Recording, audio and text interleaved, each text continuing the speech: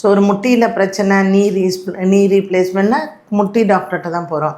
இது மாதிரி ஒரு வம்சத்தில் குலதெய்வம் விட்டு போயிடுச்சு, எங்களுக்கு தெரியல அப்படிங்கிறதுக்கு குலதெய்வம் எங்கே இருக்குது, அந்த தெய்வம் ஏன் விட்டு போச்சு, இந்த தெய்வத்தை எப்படி கண்டுபிடித்து மீண்டும் எப்படி நம்ம அந்த தெய்வத்தை வழிபாடு செய்யணுங்கிறதுக்கு முறைகள் உண்டு.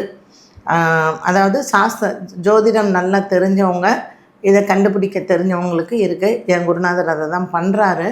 ஸோ நானே நிறைய பேருக்கு அதை நான் பண்ணி கொடுத்துருக்கேன்.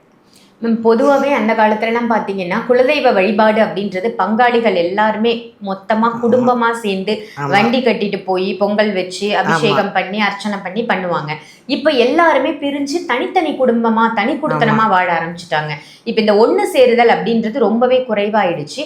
பொதுவாக குலதெய்வ வழிபாடுன்றது அந்த விதத்தில் தான் பண்ணணுமா, இல்லை எப்படி பண்ணுவது சரியான முறை? ஏங்க, தெய்வம் ஒன்று தான். இவங்க ஈகோனால் போகாமல் இருக்காங்க. ஸோ ஒரு கோவிலில் தெய்வங்கிறது பொதுவான ஒரு விஷயம் தானே. உங்கள் பிள்ளைங்க நல்லா இருக்கணும், இல்லை நீங்கள் நல்லா இருக்கணும், உங்களுடைய வம்சம் நல்லா இருக்கணும்னா உங்கள் ஈகோவெல்லாம் விட்டுட்டு நீங்கள் தனியாக போய் சாமி கும்பிடத்தான் செய்யணும். பட் இன்றைக்கும் கிராமத்தில் என்ன சொல்லுவாங்கன்னா, என்கிட்ட வரவங்களே, பங்காளிங்க எல்லாம் சேர்ந்து செய்கிறது மேடம், நம்ம தனியாக பண்ண முடியாது அப்படின்னு சொல்லுவாங்க.